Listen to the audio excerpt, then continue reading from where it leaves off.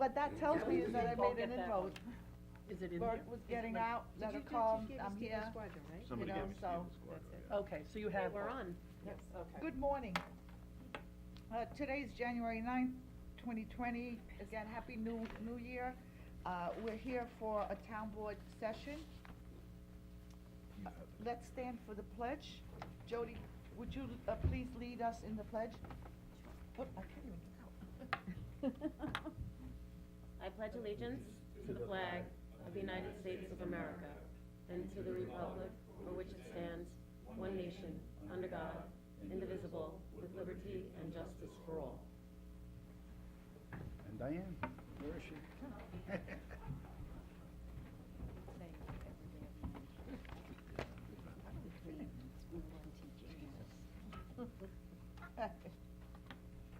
We're going to start today's work session with a discussion on, hold on, I have, well, first I want to note that, was there a resolution designating the Riverhead Local as our official? No, it did the online? newspaper, not the online one. Okay, so I think, I thought yeah, It cause I is thought ga- I I- had seen it at a work session, but then I didn't see it at the That was meeting. okay, bizarre. so can we make sure that that gets on the calendar for next week? I don't think we could stop her anyway.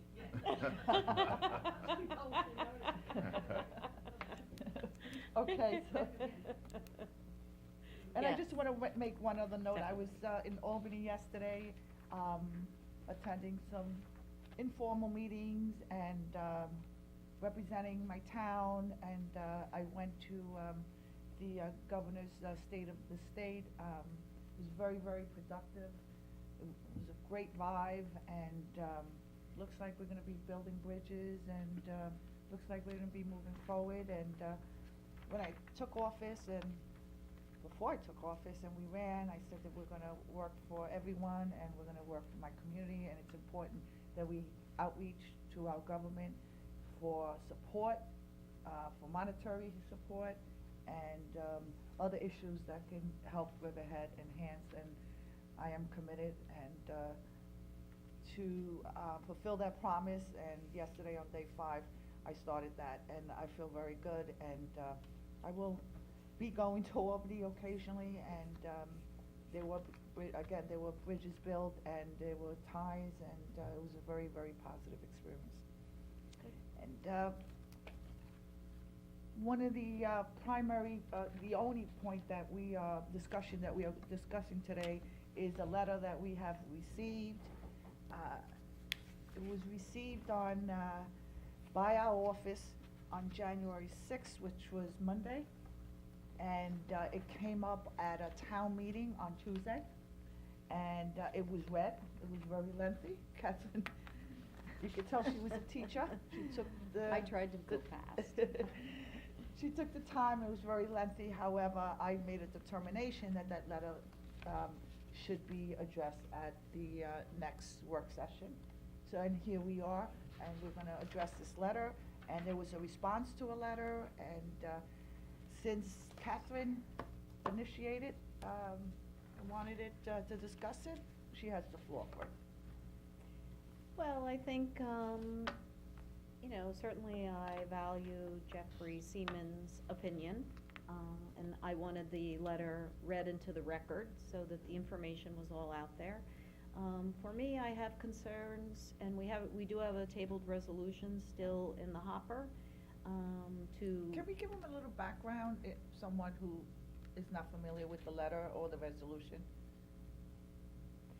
There was a resolution to neg deck, Nextera, and I have big concerns about neg decking a solar project of this significance, especially when we pause decked the other solar projects, and I want an explanation, as to why this would be neg decked.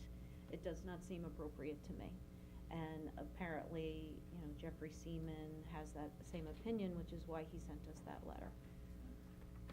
And there are other inconsistencies along the way with how everything was handled with Nextera that are of concern to me.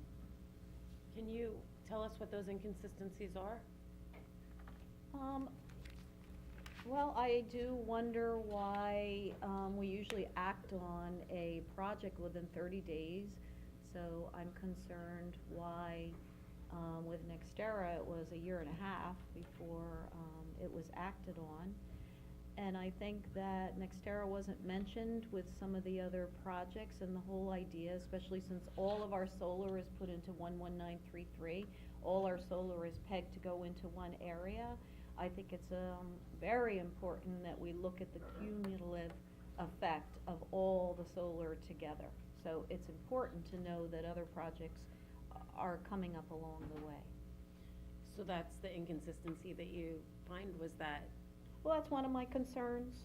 because they're all, I mean, all the I'd solar like to projects know, are I mean, the separate. intensity of this use is all in 11933, and I think if you look at all the projects, together, that would be us gobbling up 660 acres of that area for solar, and that's of huge significance. I think that, especially since we pause-decked the other projects, I mean, I would think we would also have a legal obligation to pause-deck this project. Catherine, I And just. even, just one more thing, Go ahead. Tim, sorry.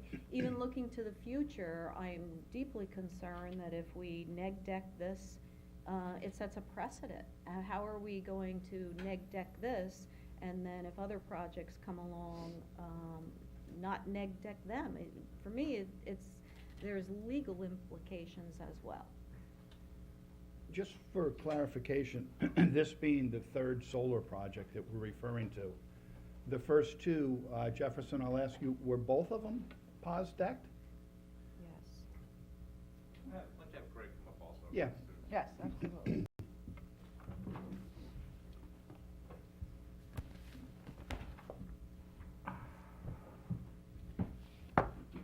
Good morning. Good For the morning. record, Jefferson Murphy, Building and Planning Administrator. Greg Bergman, Planning Aid. How you doing? Thank you. Just foremost, by background, thanks. We received a copy of Jeffrey Siemens' letter. I appreciate the opportunity to respond to it. I take my job very seriously. I've read Mr. Siemens' response. There are a number of inaccuracies, opinions, and conclusions that I take exception to. But first and foremost, in answer to one of your questions, Tim, Jeffrey explains that this is going to set a precedent. It is not. The first two solar farms, STR, and then the S-Power one east of Edwards Avenue, were issued negative declarations by the planning board. If anybody's going to set a precedent, And what precedent's were already. the size of those? I have those. 108 was one of them. And since you mentioned the letter to Jeffrey, from Jeffrey, I Uh-huh. was very surprised that the applicant responded within a matter of hours, before the board even had an opportunity to talk about Jeffrey Siemens' letter. We had a response from the applicant, which to me was a surprise. Actually, we got the letter from Jeff Seaman on Monday, and the applicant responded on Tuesday. Right, but that's a pretty quick turnaround. Yeah, and I can explain that. The letter was sent to me. I immediately sent it to you, the board. I sent it to Bob Kazakevich. I sent it to Diane Wilhelm. I asked Bob Kazakevich, as a matter of procedure, is it inappropriate for me to also provide a copy of this letter to the applicant? He said absolutely not. So I did. It just, I personally feel like the board should have had an opportunity to discuss it as a board And in a matter of, before we already got a response to it from the applicant. That doesn't seem right to me, but. again, in transparency, if we get a correspondence from a member of the public or another agency, in all of our planning board applications, we forward a copy to the applicant. Planning board gets a copy of it first, and it can be a matter of, within a half hour, we also then send it to the applicant. We don't want to be accused of ever withholding information from an applicant. Again, it's public transparency, it's there for the public, it's a public record, that's one reason why I sent it to Carissa on behalf of the planning board, or to Diane on behalf of the town board. It's there, part of the record, it can be foiled at that point. And was Exactly how it should be done. did the reverse happen? Did you go with the response? Yes, I did. Yep. To the town board. Absolutely, I did. Well, Ms. Rogers' letter, yep. And I got a To letter Seaman? from Denise saying, thank you very much. Did you send it to Seaman? Did you do the reverse? Because if you're No. communicating one way, then sometimes you should be communicating the other way, because was the response. Yeah, but it's, Jeff Seaman was writing it as, not as a consultant for the town, he was writing it as an individual, on his own personal. Right, Jeffrey yes, is not a that's resident of the clear, town. and that's He's clear. not a consultant to the town on this project. And I'm gonna respond to that also. But in answer Well, to your que- he states in the letter that he felt it was his ethical duty. Okay, and I'd like to to respond, respond. since you're asking that question, Catherine, I'd like to respond to that. Because he's basing his preparation of this letter upon his ethical obligation. I'm a professional land use planner. I'm a member of Planning Association since 1993. I've been a member of the American Institute of Certified Planners since that time. I am bound by the Code of Ethics by American Planning Association and the American Institute of Certified Planners. I'm also a certified New York State code officer. I am bound by their code of ethics as well. So I don't want to get into the ethical standards of one agency versus another, but I also have to answer to ethics of my profession. I wasn't seeing it as one of you against the other.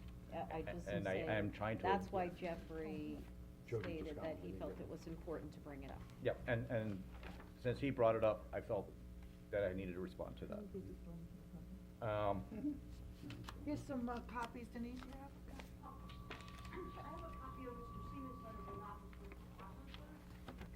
There were extra up here. Okay, so, I brought 10 copies with me. okay, there you go. Does anybody else need a copy? Okay.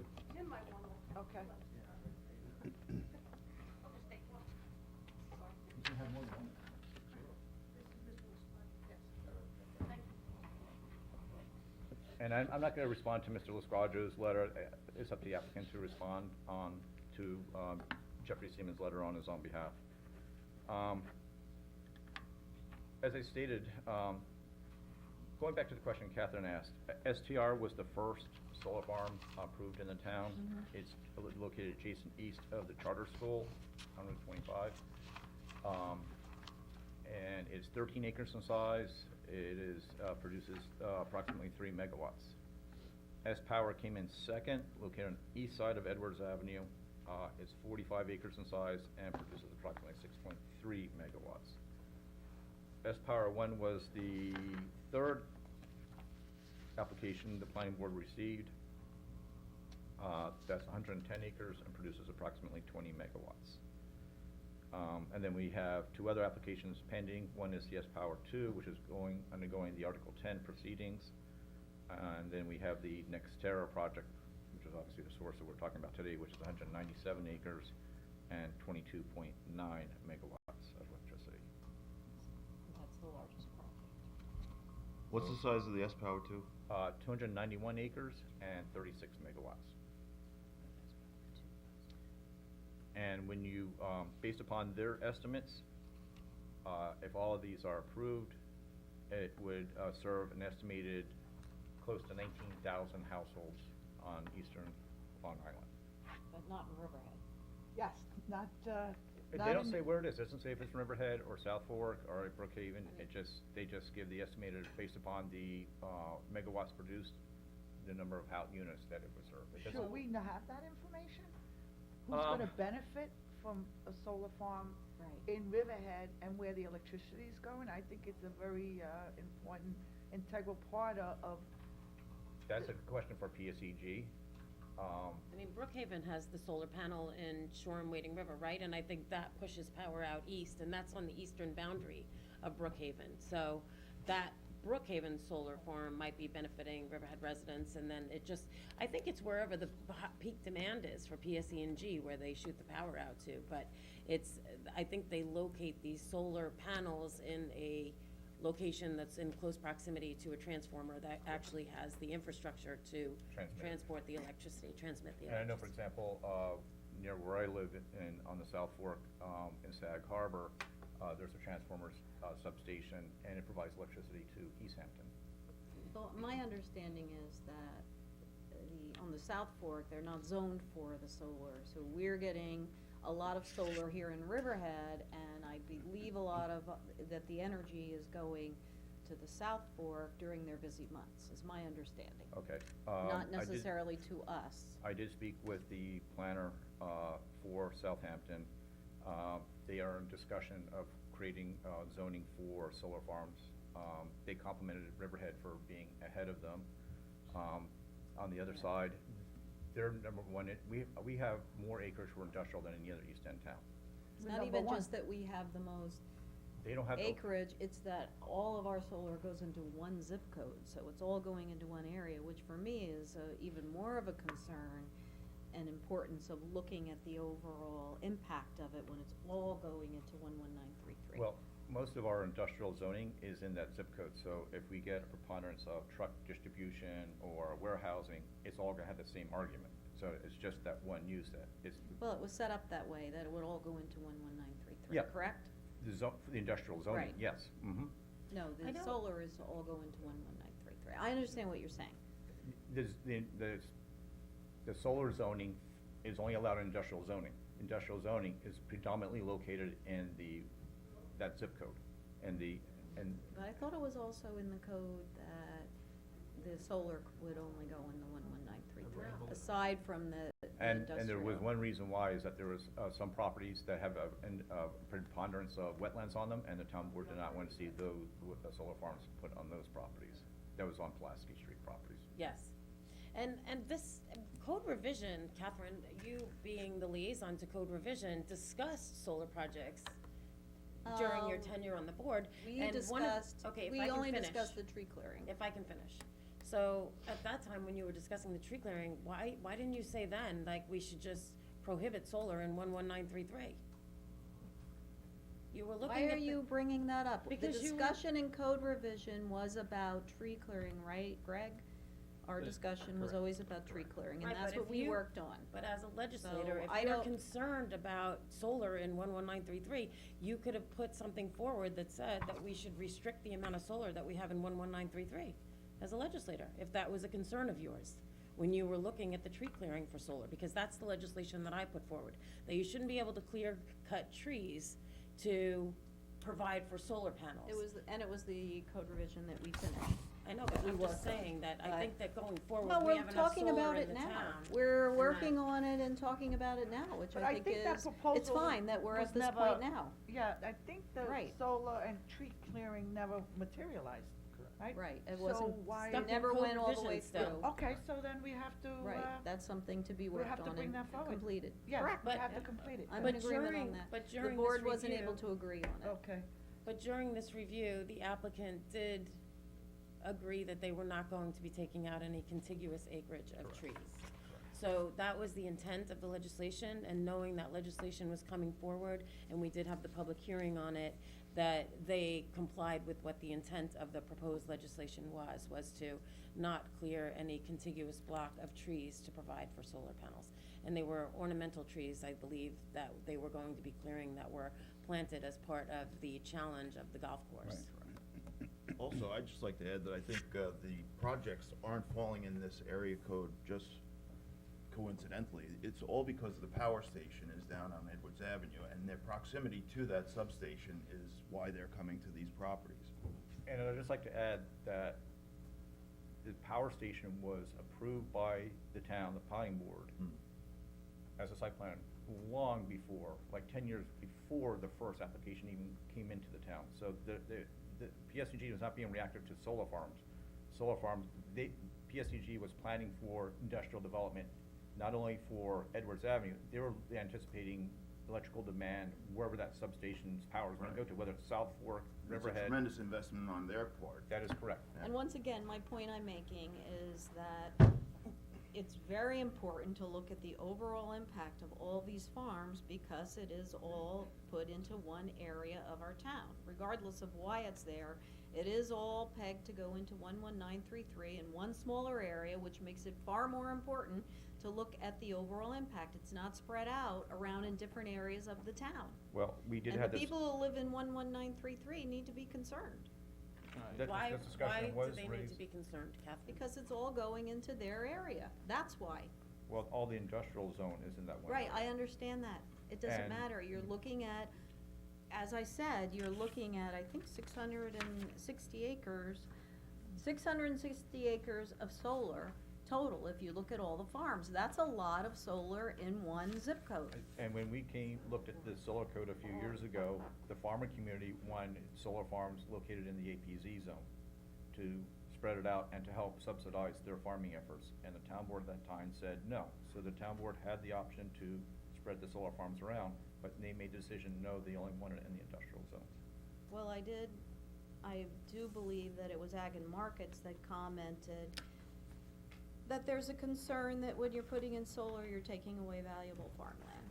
I believe Greg, that can was the you- comment that was made, by Ag and Markets. There were comments, and that was related to being able to find someone to farm the soil.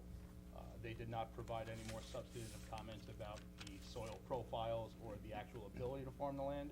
It was about finding people to farm the land 20 years down the road. I would like to know some of the. My understanding was that it takes that farmland out, that you're not farming, Well, because you're using it, and Correct, it's not, but and that would- once that would again, really- 660 acres just in It's Calverton. not 660 acres No. of farmland. Total, Going back. no, hold land, on, acreage, can I'm I- talking about acreage. I was Hold on. gonna. Sorry, Greg. Some of the questions we're asking pointed specifically at solar.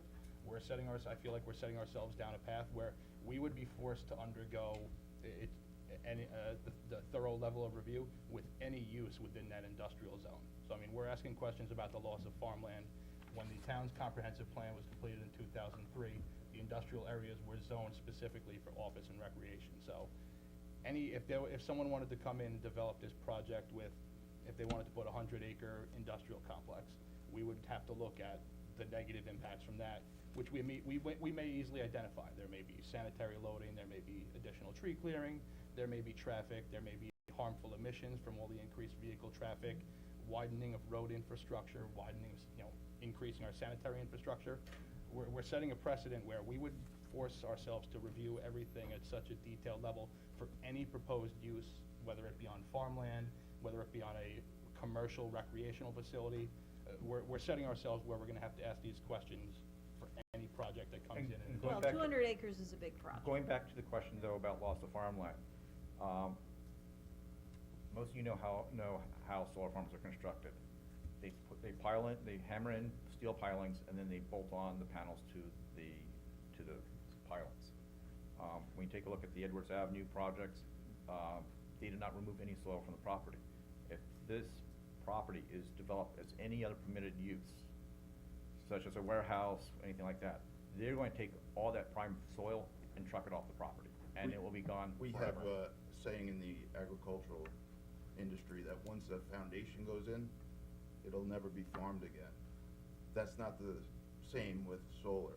Solar can be removed when it's deemed unnecessary, and the soils can be reverted. Back to the Ag and Markets, I personally sit on the New York State Advisory Council for Agriculture. And so there's only 6 of us around the state. And we discussed the loss of prime soils and farmlands. And what their point is at Ag and Markets is, if there's a better piece of land, a piece of farmland, it should go to that piece. If there's a perfect, flat, great soil piece of farming, that should stay in farming if possible. But they don't differentiate. They just. Correct. And then you raise a great point, Frank. This property is not virgin soil. When they built the golf course, they graded and changed the soil profile of that when they constructed the golf course. So it's not virgin, prime, flat soil. It's been used as a golf course. It's been fertilized. It has pesticides applied, herbicides, you name it. Has not been used for agriculture for a very long time, but it's been used as a golf course. My concern is, when you mentioned briefly the master plan.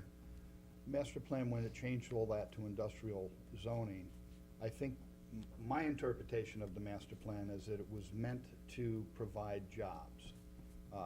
Industrial provides jobs, much as what we want at EPCAL. Solar does not provide jobs. So to me, again, my interpretation of the master plan is for it to be industrial, we wanna create jobs, and we wanna keep people living on the island. Solar doesn't do that. I hear the argument that, oh, it puts hundreds of people to work for a very short time for the construction period. To maintain it, it does not. And I think really what we need to benefit from is creating jobs for the people to be able to stay here. And those Having- jobs are not local jobs either. Correct, correct. For the most part, they're not. Some of the union workers do They're live in our union town. jobs, yeah. Yeah.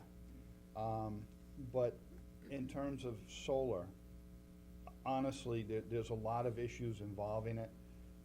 The safety of it, the disposal of it, the decommission of it, what happens to these panels 20, 30 years from now, where do they end up, what plans are there? Not just to decommission the solar farm, but where then does the product go?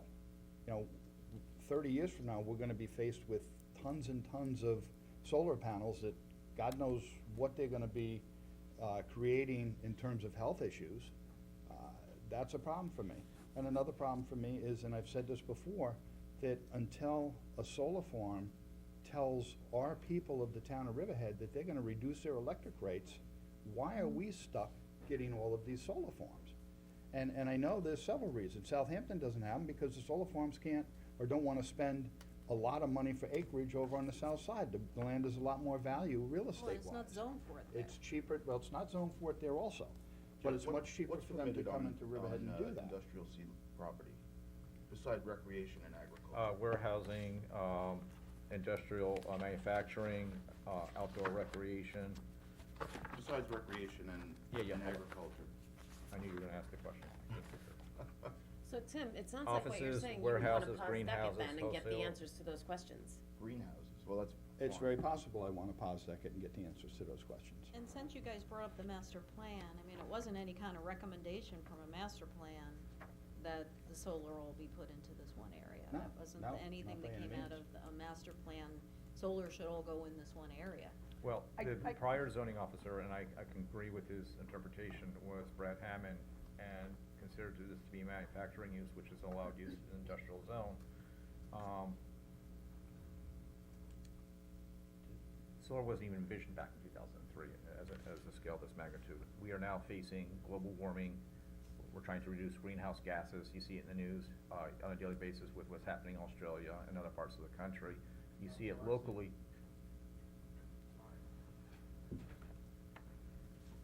Please. You see it locally with sea level rise in our downtown area. You saw what happened with Horton Avenue, for example. You saw what happened with Superstorm Sandy. We're facing global warming effects here in Riverhead. And as a planner, we try to address and mitigate those impacts on a long-term, short-term and long-term basis. That's our job as planners.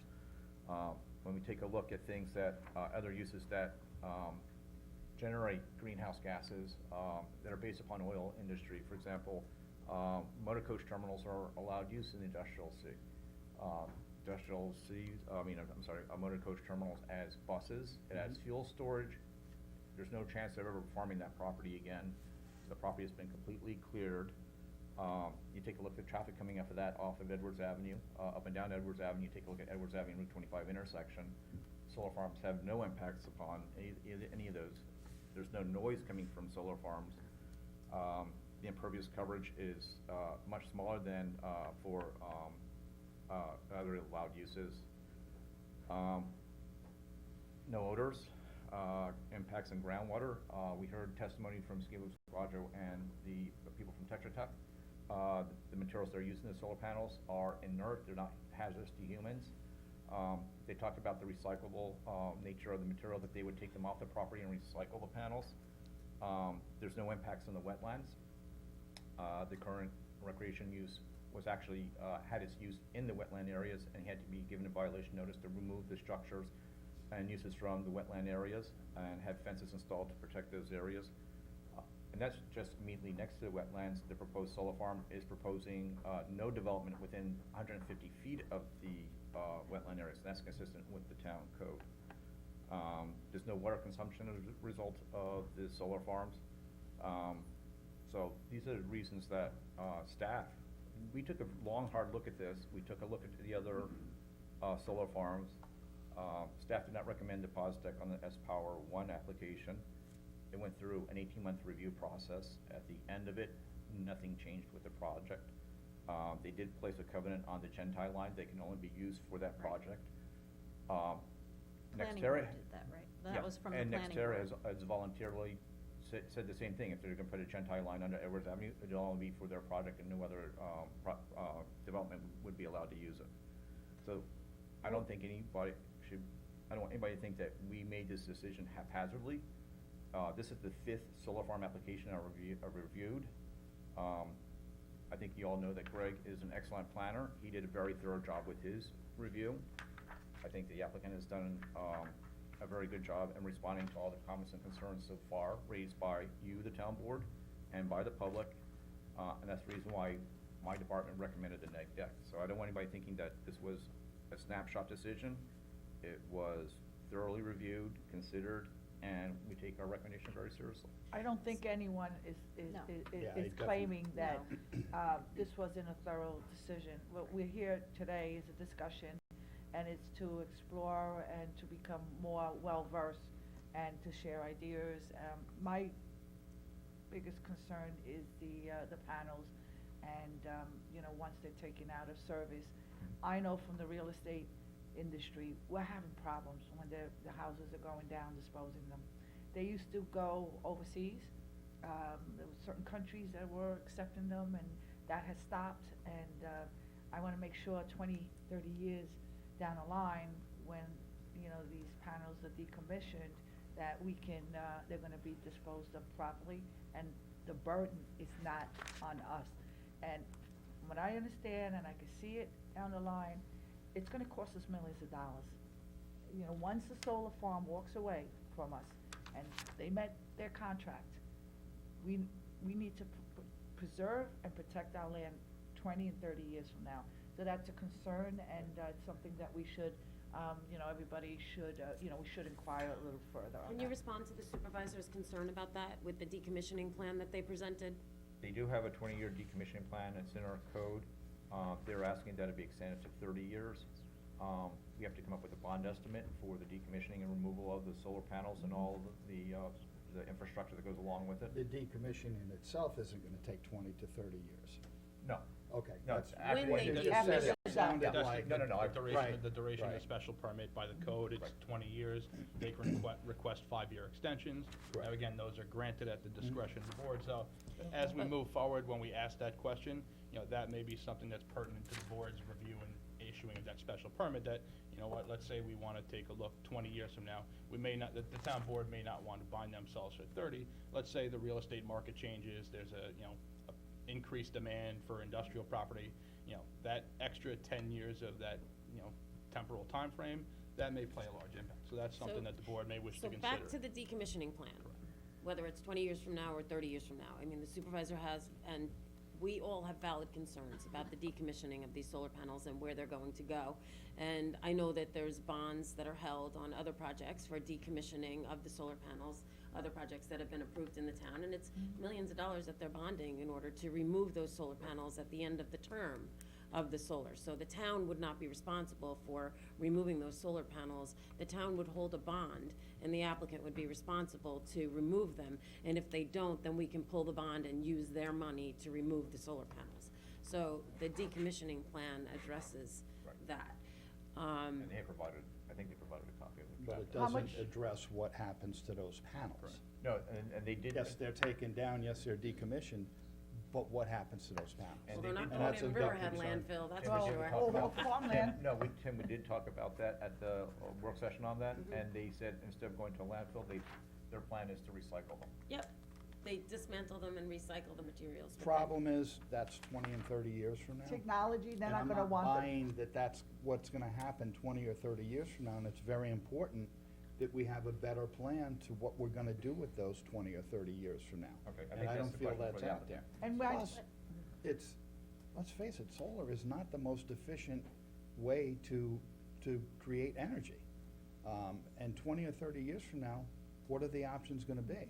Solar's gonna be outdated, there's gonna be something new there. I wish they would really develop more into the reusable fuel cell area, that to me would be a home run. Like, But all of solar these- feeds the fuel cells. Sorry, Tim, were you done? Go ahead. I was Jump in. next. Oh, go ahead. I'm after you. A solar panel that we have today is very different than 10 years ago. And technology changes, and again, in concurring with Tim, we have to look at the future and them becoming obsolete and no one wanting these panels and us being stuck with a bond and, you know, so I think we have to look into that a little, you know, more intensely. Again, in the real estate market, we're having a hard time disposing of these panels. And they're heavy, and you can have a home or a commercial facility, and it has, you know, a certain type of panel, and this one's lighter, and this one's heavier, and this one has this, you know, more of this, you know, chemical, and so I don't think we have explored the extent. And again, 20, 30 years from now, I think we're gonna see a different type of energy being used, and it's something that, you know, I understand it, you know, there was, you know, a lot of research and a lot of, you know, study done on it, and you're agreeing with it, but we need something to look 30 years from now, and, you know, it's important. All right, It's interesting, And 'cause, just to jump in on that, you know, there's a lot of discussion today, Tim, about all of us, of the long-term effects of solar. You know, Mhm. there's a lot of unknowns. I mean, just to your point, when I mentioned the master plan doesn't specify it, well, it's too new. And I don't know that proper studies have been done even as to the soil. I mean, I don't know that they've done studies on the soil. So just to look at the long-term effects, all the more reason not to neg deck this, because we need to know the impacts of this project. And that's the question that's before us currently. That's what's before us now, whether to neg deck this project or pos deck it. And I think, you know, with all of these concerns and with the other projects that were pos decked and looking to the future, I don't think this project should be neg decked. This project should be pos decked. And I just wanna say that, you know, Brookhaven nowadays, Supervisor Ed Romaine put a law in place that requires new construction and new homes facilitate the structure for solar panels on the roof. That the governor's goal and the environmentalists throughout the state are screaming for solar. So I'm just curious, Catherine, has the environmental committee made a recommendation on these solar panels? I mean, you had somebody come and do a lengthy presentation that's been on Channel 22. I watched it, by the way, and I found him very interesting. He also, That was on the climate change. right, on climate change, where they say that solar is going to have a big, you know, that solar is a big part of reversing climate change. So that's somebody that you brought to the town to do a presentation, and you also brought somebody here that was talking about from NYSERDA, that was talking about the importance of solar panels. So as liaison to the environmental committee, I'm wondering if the environmental committee has looked at this and made a recommendation against the solar, or whether or not they've put anything in writing as to why this application should be pos decked and what they wanna study. Because, you know, we can pos deck it, but we gotta tell them what they're going to study that they haven't provided for us already. So I'm curious from the you know, the board, what you want them to study further that hasn't been addressed already. The emphasis of both of those presentations have been climate change, and that's where we've been trying. One of the key things that the they're an advisory group, wants to do is to educate people, and I think that that's actually been a great program that Larry's been running for quite a while, so I'm very happy that we move forward on that. And it As includes far solar. as, as far as a recommendation from the environmental committee, certainly the board hasn't asked for that, but I can tell you that the environmental committee has big concerns about solar, and which they have discussed and expressed since we put the committee together. But, just to go back to everything, what and by the way, I'm not questioning, Greg and Jeff, I'm not questioning the work that you do, but I wanna understand, I want to know exactly why you want to neg deck this project. And also, just to bring up a point, as far as the applicant's concerned, you know, we keep getting these messages as if we're, you know, there's a big rush for us to take care of this. But I think that's because Nextera doesn't have a power service agreement yet, and they're not going to be able to get that until the secret's done. So my understanding is that the rush to get this neg decked is so that the secret can get done and they can get their power service agreement, and that's not our concern. That's, you know, we have to look out for the town. So if you guys could explain to me why this project is to be neg decked. Why it's a because- rush to neg deck it, because a I couple don't of look at it as things. a rush. Well, it's, you know, we had that meeting that was called that day that we had to meet suddenly on it, and, you know, we receive correspondence from the applicant, and they're always putting dates in there. So that doesn't concern me. I just wanna know why you are recommending that this be neg decked. Well, And I just wanna, I hate the perception of that we're rushing this through, because, you know, the negative declaration was prepared the end of October. It was supposed to be on for the November meeting to neg deck it. Then it didn't happen, and LIPA was meeting in November. It didn't happen. We sat down and had a discussion about it. The applicant had supplied more information. Then LIPA board held off at the request of the supervisor, said, let us just have a public meeting, the previous supervisor, Madam Supervisor. Hold off on it until we can look into this a little bit further, and we will get a decision to you, you know, we'll put it on for the first meeting, I think, in December. And then that didn't happen. And then other discussions were had from December until now, a month later. So when you say that we're rushing it through, I mean, I think that we've been going through the process diligently and requesting information and requesting the applicant to come. Well, you can disagree with me all you'd like, but we had the applicant come and give us information. And I'm just saying that you can pause deck it, but instead of asking them why they're neg decking it, because I've heard it 3 times already, I would like to know what you want them to study further that would warrant a pause deck on this project. If I can just respond, just because it's fresh in my mind, I would just like to respond to the councilwoman's comments. I don't want it to be misrepresented that we want to pause deck.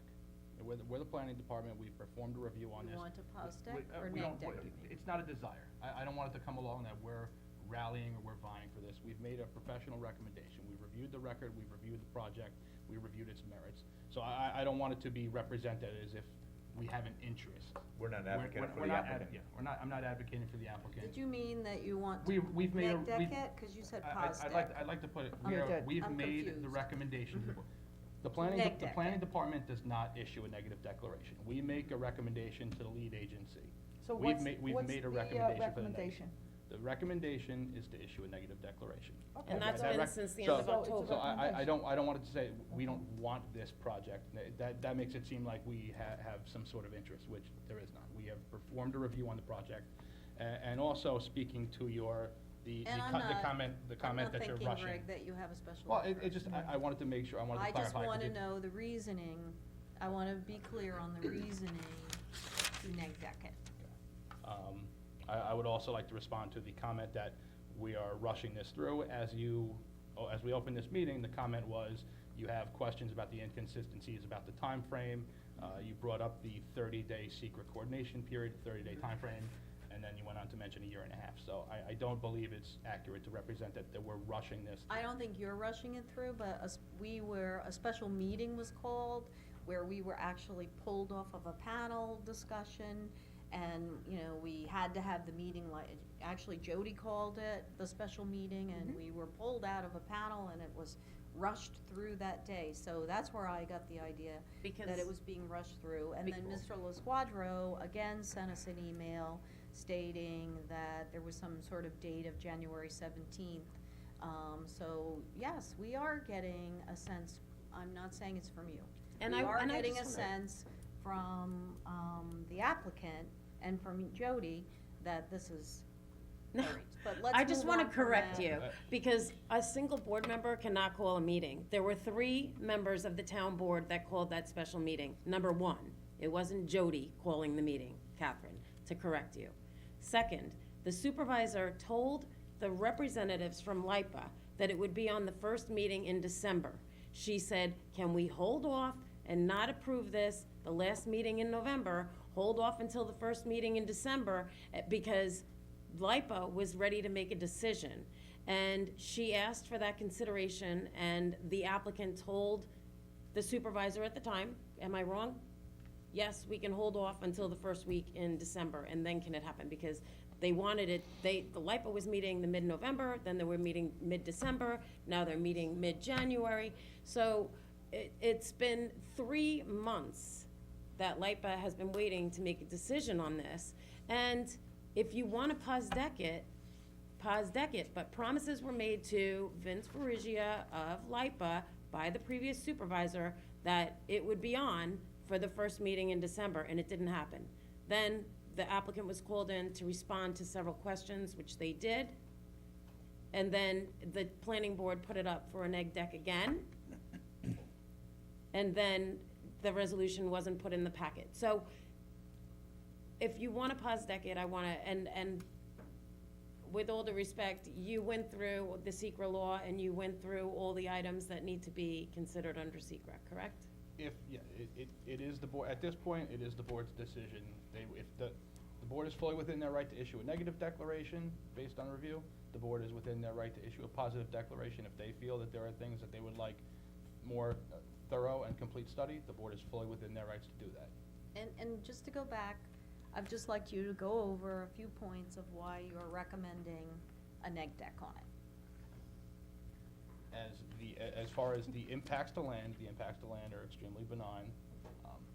We've had testimony from the We've had testimony from the applicant about the contents of the panels that have been proven to be non-hazardous. They have spoken about the benefits both to the environment overall as well as to the town of Riverhead in the form of pilot payments, in the form of community benefit agreements, which have been used from previous solar projects to fund the comprehensive plan update, which have been recently used to fund improvements to recreational facilities throughout the town. So they have enumerated benefits from the project, and there really has not been any clear identifiable negative impacts that we can identify from this project. Greg, if we're allowing them to cross Edwards Avenue, then how are we going to get a community benefit from them? I mean, by doing this, aren't we allowing them to cross Edwards? I did not craft the community benefit agreement. That was done through the town attorney's office, so I can't speak with any knowledge to the specifics of that. But there was a community benefit agreement that was granted from the S-Power 1 project, and they also paid money for the easement under Edwards Avenue.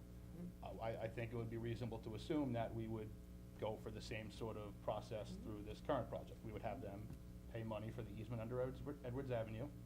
They would negotiate a community benefit agreement with the town. Which is how the pattern book was paid for and how the master plan update was partially paid for. And I think the planning board And set the the counts. covenant on the Gentile line Be to limited to- restrict, to limit, And because yeah. the concern was about more companies And coming. Nextera has already volunteered But to do the same instead, thing. instead of tapping into that Gentile line, we're just putting new, Well, we're in- going I- across in other places. Instead of having. So how is that controlling Well, it? instead of having, I believe that was done, instead of having several, one company pays X amount of dollars for an easement under the road. Exactly. And now it gives them sort of unfettered, unrestricted access to that easement. I think that was done to control some of the interest that the town has in the project. And to Well, that makes renegotiate the sense. Gentile line Right. for others so that we could get more community benefit money for that Gentile line. So we didn't want just the first S-Power 1 paying for the Gentile line and then them paying us the $450,000 or whatever it was that they had agreed to pay that was benefiting the school district and the town. But it was also going to be that anybody else that wanted to come in and do a solar project would have to pay the same things that this company paid, so that that next company couldn't piggyback off of the payment that S-Power 1 had already paid, that they would have to pay the same fees over again in a different, and we could probably ask them to put it in under the same location if we wanted to. But I think it's common imagine. knowledge that the planning board has concerns, I think, Tim, you'll concur with me on this, that the planning board has concerns about solar, so much solar coming into town. So I think that was also, I feel quite certain that was also part of that, a piece of that as well. Now, the other thing is that goes, and I repeated this earlier, and I apologize, there were 2 prior neg decks by the planning board before S Power One. Not projects of this size. So, For Not solar? project, they're much smaller projects. Mhm. so. But this is a larger impact, this is a larger project. Okay. And, I mean, my feeling is, I know you're saying, you know, you don't think there's impacts, but I think that we should follow procedure, follow the way things should be done, and do the proper study. And I obviously feel that it should be POSDEC. All right, I'd just like to go and touch a little bit more on what Greg said about our recommendations for the negative declarations. When you take a look at all the other uses that are allowed in the industrial C, when you evaluate the impacts of this project, you have to evaluate it against the other projects that are allowed in the zone. Traffic, this project, once it's constructed, will generate almost no traffic. You take a look at other permitted uses such as the bus terminal up at, for the Hampton Jitney. It generates a lot of bus traffic, a lot of vehicle traffic. It creates a lot of air pollution, a lot of petroleum-based asphalt that was placed down. It was removal of the prime agricultural soils. There's a lot of noise as a result of these other uses that you would never see with the solar. A lot of land disturbance, the prime agricultural soil, as Frank pointed out, if it's developed any other way, there's no ability to farm it anymore, 0. There's no odor coming from a solar farm. There's no impacts to the groundwater. When they came for that 3-hour work session, they testified as to the composition of the solar panels, that the materials are consist of materials that are not hazardous to humans. There's no impact on wildlife because they're staying 150 feet away from the edge of the wetlands, not going into not next to the wetlands, 150 feet away adjacent from the wetlands. Excuse me. One reason there's no traffic is because there's not jobs. Well, and I know, I understand where Tim is coming, well, I understand with that argument, but job creation cannot mitigate adverse environmental impacts. I know that there are a lot of jobs Correct. created with the bus terminal. It still has traffic on the roads, it still has no, odors, it has a large carbon footprint. So you can't mitigate one from the other. They still have to mitigate those direct adverse environmental impacts. And when you look at the secret determination for the EPCAL subdivision, it calls out for turning Edwards Avenue into a 4-lane highway to accommodate the buildings that could be built on the 600 acres at EPCAL. So the EPCAL project required widening of 25, widening of William Floyd Parkway, widening of Edwards Avenue, to a 4-lane highway, essentially, at full build-out. And if you're talking about the same square footage that could get built along the Edwards Avenue corridor from the Long Island Expressway to 25, you're talking about anybody that comes in with any significant project along Edwards Avenue is going to have to widen Edwards Avenue. Now, the one thing, if you do pause deck, the application, that would require the applicant to prepare environmental impact statements.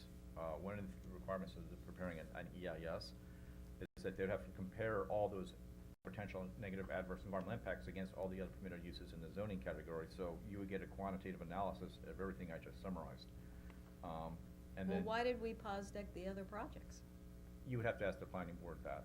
Not all of them were POSDEC'd. Not all of them were POSDEC'd. The projects of this size, I mean, There's only the one. other project of this size and adjacent to it was POSDEC'd. So why would we POSDEC that one, and then why would you that be POSDEC'd and this be neg-decked? The only project that we Jody, I'm POSDEC'd asking them. I'm telling you why, because I was part of it, was S Power One, and we were concerned about the glare effect that the solars would have on the runways. We were concerned about all of the issues that were addressed in the first environmental impact statement from S Power One, and read those studies, and the applicant basically included all that information in their statement to the town as to why the project should be neg-decked, because the information was already readily available to them based on the past project that we POSDEC'd. And just. Actually, if we had POSDEC this from the beginning, it would probably be complete. It ended up, by trying to neg-deck it, I don't know whether they were trying to save money, I'm not talking about you, the company, but in the end, it took longer, right? since we keep referencing the pause deck for the S-Power One project, the end result of that project, the sole mitigating factor was limiting that gen tie line. There were no other, the project from its initial submission did not change. They did not reduce the size of the panels, there was no reduction in anything, there was no other mitigating measures provided for any of the impacts to that first project. Well, a lot of the information's out there. It would have been, if we had pause-decked this from the beginning, it wouldn't have been hard to put the information together. But there are of course I'm concerned about the impacts. I'm also concerned about the legal aspect of it, that you pause-decked one and now you're gonna neg-deck another. And I'm also concerned about setting a precedent by neg-decking. So it's That's the a legal threefold, yeah. I mean, I have to wonder why our attorneys aren't concerned that this was forced to be pause-deck and yet this one gets a pass. I don't understand.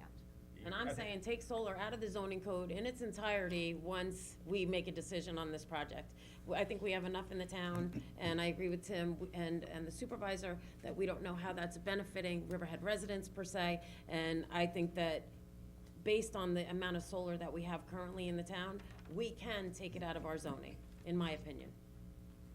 One last thing, and again, I'm gonna speak out of turn a little bit, and I apologize. I do live in the South Fork, and I've heard that a lot of this is going to the South Fork. We don't have a lot of industrial zone land in Southampton. There's not a market demand for it. I was the planning director there for 13 They years. want you to talk louder. Talk louder. There you go. The one thing, to their credit, their big industry in Southampton is second homes, large second homes.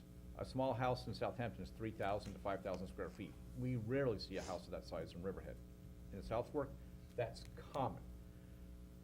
In their code, they mandate every house over 4,000 square feet have solar panels.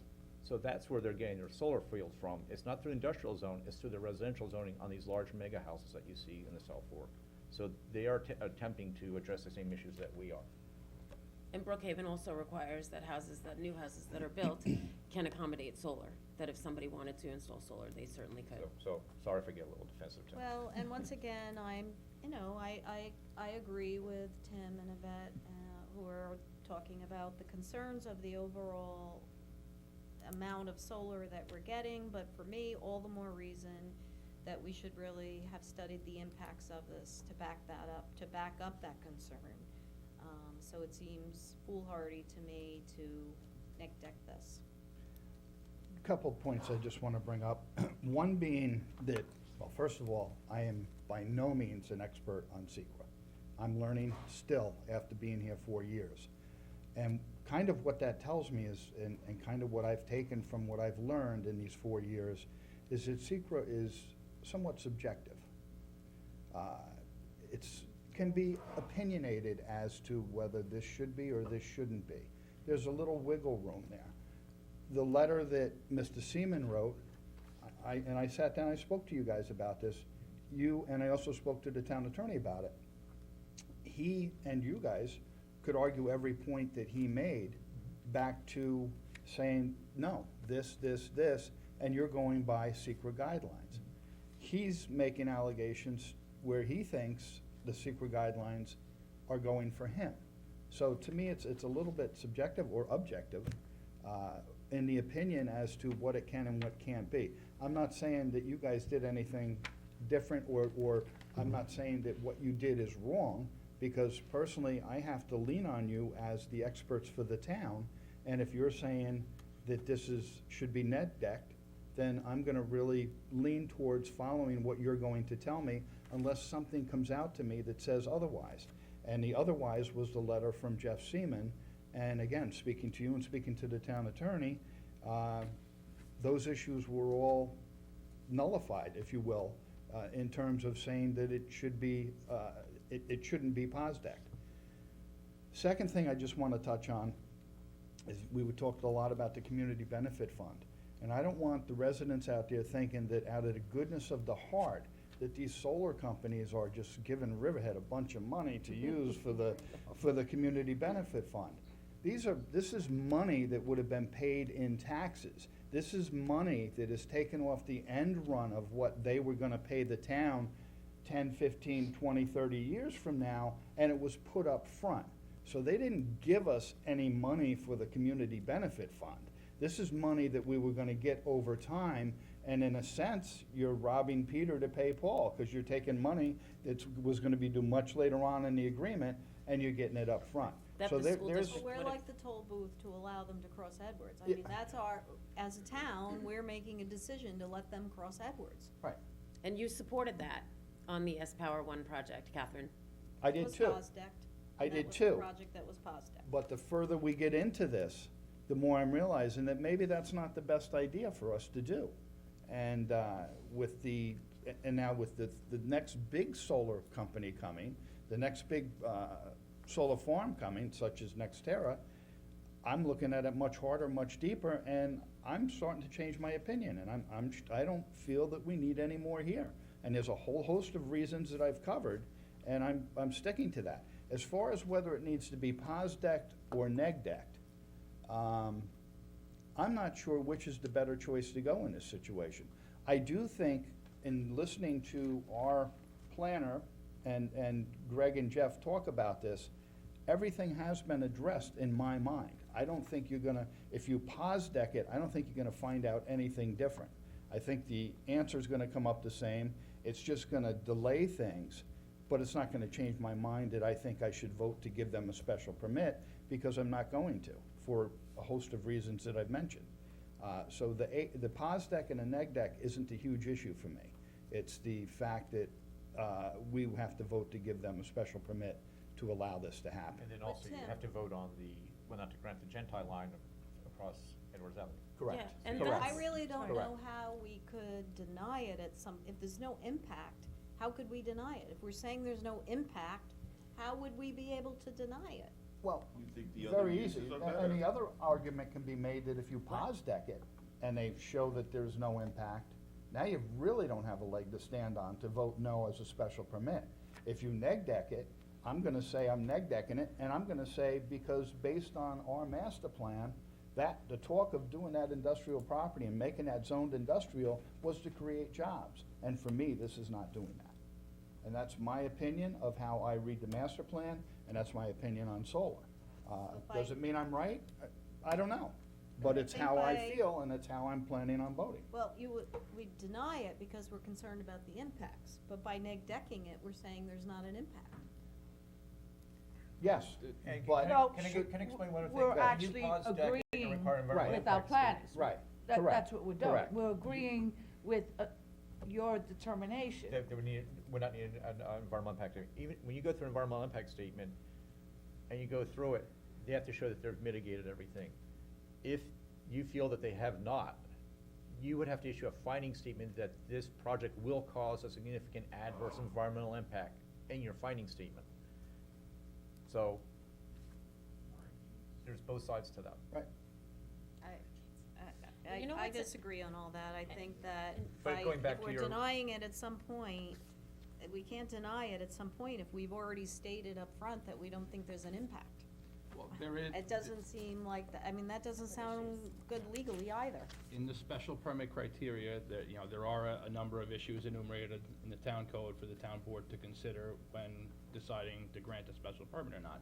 One of those criteria, and I may be going a little, not verbatim, but it's something along the lines of, based on the intensity of use in the surrounding area, that the town board finds that this is appropriate. I would think that there could be something, as Mr. Hubbard said, that, when the master plan was envisioned for job creation, office manufacturing, that this was not in keeping with that master plan. When you look at the number around 660 out of, let's say about 1,900 acres, the town board, I think, may be within their rights to say that, look, this is in our discretion, being that the special permit is a discretionary action on the board. The town board could say, we choose not to grant a special permit based on the fact of such a large percentage of our industrially zoned areas going to a more passive use, which doesn't create jobs. And My it's only interesting- problem with that is, in 2003, with the master plan, they downzoned everything west of Edwards Avenue. If we're gonna say that, we should just bring it back to industrial A, because the owners Allow of for those asphalt properties recycling. got shafted. And asphalt recycling was one of the permitted Right. uses in the I zone. mean, the whole point was to lower the density of the zoning. The whole No, point was to give less options to the landowners. And on that point, you know, I didn't vote for an update of the master plan, but 2 members of this board did vote for the update of the master plan. And the reason being is because what the intention of the zoning was when the master plan was adopted along Edwards Avenue hasn't been implemented. And nobody has come in for those uses that were put in place when, Frank is saying, when it got dropped down from an asphalt recycling plant to, you know, a chiropractor's office, or to, you know, office space, or to, you know, whatever that was. Nobody has come in along that whole strip on Edwards Avenue to do any of the permitted uses that were permitted in the master plan. So in the new update to the master plan, I'm interested to see what those proposed uses would be along that corridor, because anything of any intensity is going to require Edwards Avenue to be widened and traffic studies to be done, you know, and things of that nature, which is something that we'll discuss in the master plan update. And I think it's a good idea, because the old master plan and the zoning that it put in place along that corridor is not working, because nobody has done anything since that master plan has been adopted, except for Miller Environmental. I also want to say that in the Jeff Siemens letter to us, which, Catherine, you seem to be, you know, very adamant about, that this is things that we should be studying. And I'm looking at this being right next to the Peconic River, and his second to last paragraph says, you know, it's within the Wild Scenic Recreational Jurisdiction boundary to that, you know, you're talking about removing sanitary disposal systems at the maintenance barn, removing a sanitary disposal system at the clubhouse, which is a catering facility where nitrogen is flowing into the Peconic estuary and the Peconic River and the Wild Scenic Recreational River border. You're talking about the decommissioning of the irrigation well, where pesticides have been applied to this property for as long as they have been. You know, All these studies, all of all of these- this information If I could finish. needed to come together, and all this, So- which is another reason why we needed to pause there. Yeah, but it's the mitigation for the fertilizers, for the sanitary systems that are outdated, for the pesticides, for the fertilizers, for the fuels. All of that is being mitigated by the solar panels being installed. All of that bad stuff that's bad for the environment, according to SECRA, is not being created, it's being removed. It is there. There is a sanitary system for the clubhouse. Okay. Well, back to the master plan, those 2 of us supported it. It's been 16 years since the master plan was updated. So, I know we've talked about this a long time this morning, but I want someone to explain to me why it's a problem to pause deck this. It's not a problem to pause deck it. As I said, it's in the board's discretion whether they want to issue a negative declaration or a positive declaration. A positive declaration does not stop the project. It does not block the project. It will address identifiable negative environmental impacts. If the board wishes to issue a positive declaration, they can do that. I would just like to comment, because we're referring to Jeff Siemens' letter. There is something that I have to bring up since we're talking about it. One of the comments was, has the site been evaluated for the presence of other environmental quality concerns, including storage, presence of pesticides, fertilizers, and fuels associated with the site's past use as a golf course? It is worthy to note that the Long Island Sports Park parcel, one of the parcels in question, did undergo a site plan review by the planning board in, I believe it was 2017. Jeff Seaman was employed by the town at that time. During the review of that process, the application for the commercial sports and recreation facility was not issued a positive declaration. None of these questions were brought up regarding the previous use of the property, fertilizers, pesticides. None of that was brought up during a review, which this author now is presenting for this specific project. Now, I mean, that's In something. what capacity was Seaman employed? Jeff Seaman was the part-time environmental planner for the town. Okay. So, you know, it's of concern to me that this is now brought up. And he was a valuable employee, that Correct, everyone, and believe me, I'm not this is speaking. his level of expertise. I'm not is speaking to here. Jeff's, Right. I'm not speaking ill of him. qualifications. I'm He's just- saying I'm- it wasn't a I'm concern ju- of I'm him just under raising the SECRA. question that this was That- not a concern when we had a site plan application to construct a commercial sports and recreation facility that by all rights brings thousands of people to the site a year, increases nitrogen loading, increases traffic, increases harmful emissions, has resulted in clearing and violations within New York State DEC regulated wetland areas. These were not brought up during the Long Island Sports Park process. In fact, that project was issued a negative declaration and went through the At the planning board recommendation process. of Jeff Seaman. At the recommendation of Jeff Seaman, Okay. and was issued a negative declaration and got their site plan approval. But now we're talking about something which will remove some of these deleterious uses, and now we're This is recommending a, positive this is declaration. a significant size project. So back to my point, the main point before us is whether we're gonna pos or neg deck it. And just to speak to that- So Jody, why are you against pos decking this project? Because I think that they've addressed all of the environmental concerns that are required to be addressed under SECRA, and I'm satisfied that there is not going to be a negative impact on the environment. Other board members, you guys are still thinking about it, I'm. The one thing, just to, Oh. Catherine. I'm not a pro on secret either, just like Tim, but I have to lean on our town experts, and they gave it a negative declaration. I'm good with that, and for all the reasons that they enumerated. Well, except that Jeff is part of the department as well, and the environmental impacts are, I think, one of He's his not- Jeff specialties. is no longer part of the Jeff is not part of the department. He does our environmental work. Jeff No. Seaman is not employed by the town currently. He may be hired as a consultant on a project, specific project Is basis. he hired? You said maybe. He's Is a he- Well, no, consultant. on a He is a consultant, okay. on No, specific not on, projects. not on this project. Not, but he is a consultant, okay. Yes. So That's another established, project. okay. When we call him in, but we have hired an environmental planner that is now doing a lot of the secret determination. So since Jeff is no longer employed with the town, we have hired an environmental planner in the planning department. You made a determination? What's that? How you gonna Shut rule? up. Come on. I'm probably leaning, and I'm not gonna commit either way at this point in time, but right now I'm leaning towards a neg deck because of the information that's been provided to me by our experts. Okay. That does not mean I support solar. Right. And I think Coming to that's that And I location. think the important to other note. Yeah. important point is, if there is a desire by the board to pos deck it, you have to tell us and the applicant the reasons for the pos deck. You have to, in order to issue that resolution. It can't be, we're issuing a positive declaration. There has to be a very detailed, scoping. a scoping as to why you think it should be positive. Because I wanna delay it and tie them up and cost them some money, I can't, that's not a valid issue. No. That's not something, if we had pos decked this from the beginning, we'd already be done with it. Okay, so so you're saying that if we pause deck it, then we have to give them a scoping. So Catherine, what else do you want them to study?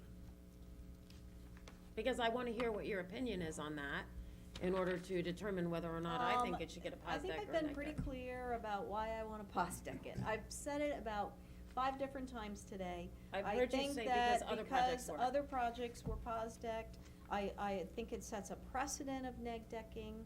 I think that's and I think if at some point you're looking to deny solar down the road, you can't say that there's no impact. We need to study the impact and make sure, and I think we need to follow the proper process for things and the procedure for things. I don't think we need to give any particular group a pass because they are concerned that they don't have their power agreement. Have we gone I through the don't think proper that's why protocol it's for being secret done. review? Yes, We have gone through the proper protocol for secret review. yes. So it's Yeah, gone through the I- proper process. I disagree with that, Catherine, because that's insinuating that they, meaning the planning department, has done something that they shouldn't have done, or. I'm not throwing it at the And planning I department. disagree with that 100%. I think by not pos decking it, you're not having it go through the proper process. Let me just say one thing. Our job is to review the applications and provide recommendation to you and justify a recommendation. You have to take all the information, not just from us, but from the public and all the other input. And you're the decision makers. We're just advisory. Luckily, we don't have that burden. Our job is just to be advisory to you. And if you choose to pause deck it, that's fine. I'm just saying that you need to set forward the reasons for the positive declaration. We'll And we prepare the haven't, the resolution. public hasn't had an opportunity to speak on this, is another concern. And also, I never saw the comments from the planning board on this. Well, we did have a public hearing for the special permit. No? Oh, No, we had a special public meeting, at which time, I mean, there has been significant public We've had members of the public come up and speak before the board. So we have to have a special meeting, We we would- have we to would have a public yeah, we hearing would have to have a On public. the special for permit. the special permit. Secret does not require a public hearing. Anywhere you look in the secret regs, and Justin would agree with this, public hearing is not mentioned in secret. The only time that it says that it strongly encourages public input and transparency, and then when you issue a positive declaration, you have to provide legally an opportunity for public comment. And it's a scoping session, it's not a public hearing. Public hearing is a legal term, it's a legally binding term in New York State law, how you have to notice a property, notify adjacent property, post the property, to schedule a public hearing. Public hearing is not required anywhere in the secret process. Oh, for the special permit it will be. For the public hearing, yes, And site, it'll be. but not there would for, be- nothing in terms of the secret. Okay, so now my next question would be, we did have several people that spoke up at the special town board meeting when we were getting ready to adopt the negative declaration under SECRA.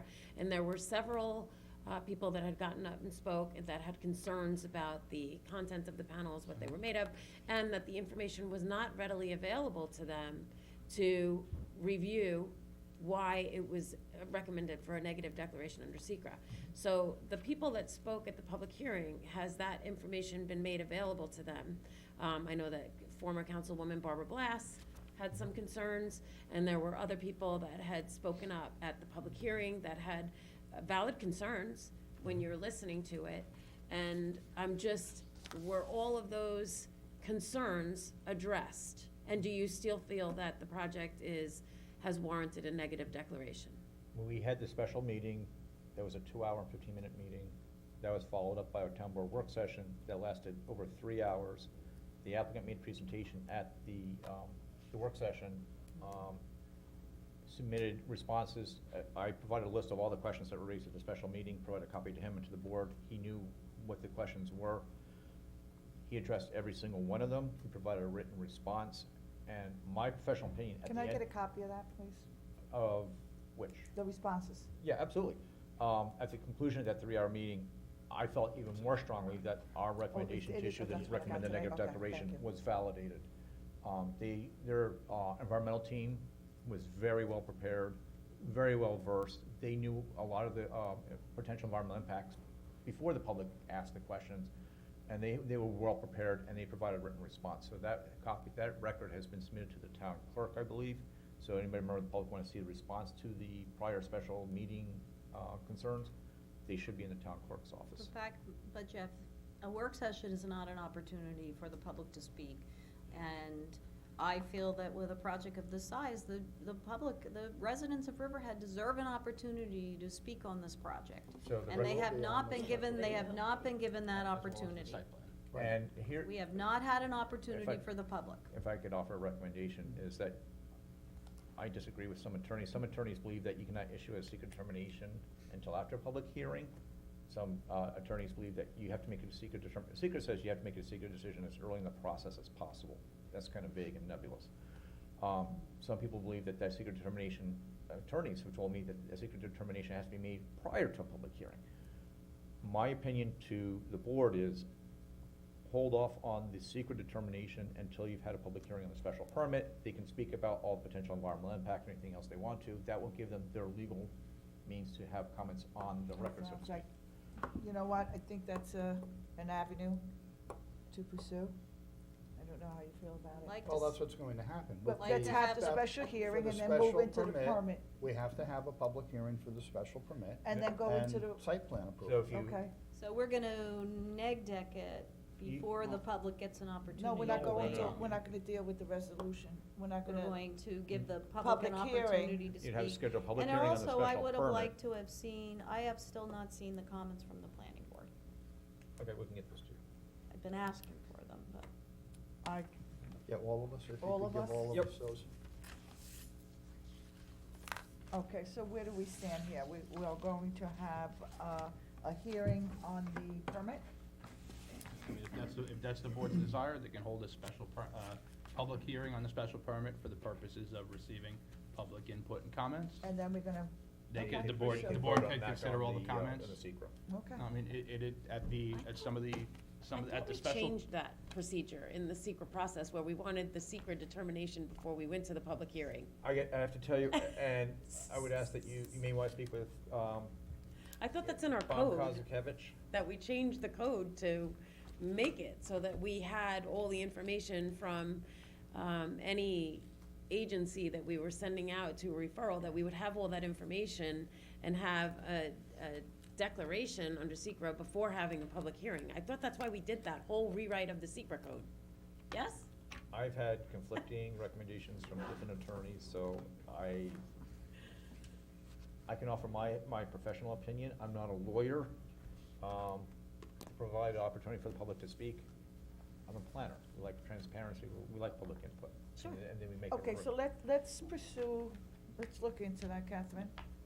And if that's the case, and it's possible, let's hold that public hearing, and then we'll, I mean, well- I would ask that you speak with Bob Kozakevich. and you can, Yeah. and we're gonna pursue that and make sure that everything is lined with the code and through our attorney. I would think it would be sound to get some public input so that the board can consider it.